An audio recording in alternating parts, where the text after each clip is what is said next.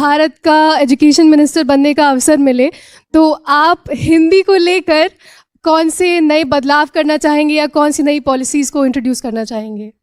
पहली बात तो ऐसा होगा नहीं, है ना। कोई मुझे क्यों बनाएगा। लेकिन अगर मैं इस हाइपोथेटिकल सिचुएशन में चला ही जाऊं कि मैं भारत का शिक्षा मंत्री बन जाऊं, इसमें एक समस्या ये है कि भारत में शिक्षा समवर्ती सूची का विषय है। समवर्ती सूची का मतलब है कि केंद्र सरकार के पास शक्तियां सीमित हैं, राज्यों की अपनी शक्तियां हैं।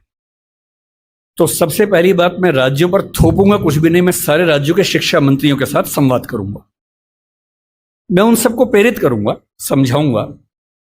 मैं उनसे कहूंगा कि तमिलनाडु में मेडिकल साइंस तमिल में होनी चाहिए, कर्नाटक में कन्नड़ में होनी चाहिए, हिंदी क्षेत्र में हिंदी में होनी चाहिए, हिंदी में नहीं इंग्लिश में होनी चाहिए, ऐसी कन्नड़ प्लस इंग्लिश में होनी चाहिए, तकनीकी शब्द अंग्रेजी में रहें।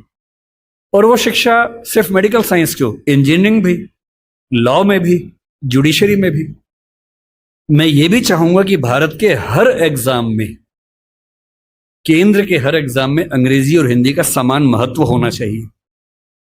और राज्य स्तरीय हर परीक्षा में उस राज्य की राजभाषाओं का सम्मान होना चाहिए। महाराष्ट्र पीसीएस में मराठी की भूमिका अंग्रेजी से कई गुना ज्यादा होनी ही चाहिए, क्योंकि वहां के एसडीएम को, डीएसपी को मराठी लोगों से बातचीत करनी है। और यदि किसी राज्य में 2-3 राजभाषाएं हैं तो वहां की परीक्षा में उन दोनों तीनों राजभाषाओं की परीक्षा होनी चाहिए, ताकि वो व्यक्ति सेवाओं में आए जो उन भाषाओं को बोल सकता है। कुछ ऐसे प्रयास। और तीसरी बात, अभी हमें शिक्षा पर बजट हम बहुत कंजूसी से खर्च करते हैं। हमारा ज्यादा बजट सेना पे खर्च होता है और चीजों पे होता है। मजबूरी वो भी है, सेना को हम नहीं छोड़ सकते, क्योंकि सुरक्षित होंगे तो पढ़ेंगे। अगर युद्ध हो गया, किताब फेंके तो मारेंगे नहीं, तो हमें ये हथियार चाहिए ही चाहिए, युद्ध तो करना ही पड़ सकता है। पर मैं चाहूंगा कि शिक्षा पर हमारा खर्च बढ़े। एक ऐसी, भाई हिंदी में समस्या क्या होती है, और ये हिंदी के साथ बाकी भारतीय भाषाओं में, आपको हर विषय में अच्छे अध्यापक ही नहीं मिलते हैं। अच्छे अध्यापक क्यों नहीं मिलते हैं? क्योंकि अच्छे कॉलेज ही नहीं है। अच्छे कॉलेज क्यों नहीं है? क्योंकि अच्छे शिक्षक पहले बने ही नहीं थे। अच्छे शिक्षक क्यों नहीं बने थे? क्योंकि उनको पता था कि नौकरी मिलेगी नहीं।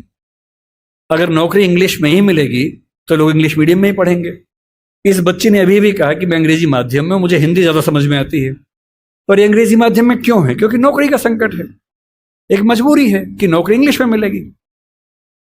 अगर भारत सरकार ठान ले और राज्यों की सरकारें ठान लें, अपनी अपनी भाषाओं में पढ़ाई लिखाई की संस्कृति को ठीक से विकसित करें। रामविलास शर्मा जी ने कहा था कि हर जिले में एक विश्वविद्यालय होना चाहिए अपनी भाषा में। आंध्र प्रदेश के हर जिले में एक तेलुगु विश्वविद्यालय हो, जो उस जिले की विशेषताओं को केंद्र में रखकर ज्ञान, विज्ञान, कौशल का विकास करता हो। ये हिंदी पट्टी में होना चाहिए। हर जिले में विश्वविद्यालय हो, छोटा ही हो, एक विश्वविद्यालय हो। उस जिले में खेती कैसे अच्छी हो सकती है, उस जिले में उद्योग कैसे पनपेगा, स्टार्टअप कैसे होगा, उस पर रिसर्च वहां पर हो, वहां की भाषा में हो, वहां के किसान को समझ में आती हो। और देखिए, अनुवाद की दुनिया बड़ी समृद्ध हो चुकी है। आज से 4 साल पहले गूगल ट्रांसलेट करने पे हंसी आती थी। आज क्रिएटिव ट्रांसलेशन छोड़ दीजिए, तथ्यों का अनुवाद मैं तो अक्सर लगभग रोज इस्तेमाल करता हूं। हम जिस संस्था में काम करते हैं, दृष्टि में हमारी राजभाषा हिंदी भी है, अंग्रेजी भी है। और मैं सुनिश्चित करता हूं कि हमारी संस्था में जितने भी नोटिफिकेशंस आएंगे, पहले हिंदी में आते हैं, फिर अंग्रेजी में आते हैं। मैं खुद बनाता हूं, दोनों भाषाओं में बनाता हूं। पहले हिंदी में, गूगल ट्रांसलेट पे जाता हूं, 1 सेकंड में अनुवाद हो जाता है। फिर उसको चेक करता हूं। आश्चर्य आपको होगा कि पहले 40-50% सही होता था, आजकल 95-97% सही होता है। अगर मैं शिक्षा मंत्री बन गया, जो कि मैं नहीं बनूंगा, मैं जानता हूं, क्योंकि लोग क्लिप काट के चलाएंगे कि देखो बनना चाह रहा है ना। अगर ऐसा कभी हुआ तो मैं सुनिश्चित करूंगा भारत के हर विश्वविद्यालय में हर ज्ञान की चीज हर भाषा में उपलब्ध हो।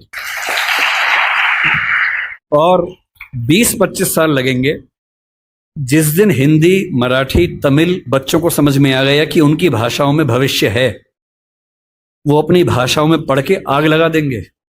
ऐसी ऐसी रिसर्च करेंगे, अभी हम कल्पना नहीं कर सकते हैं।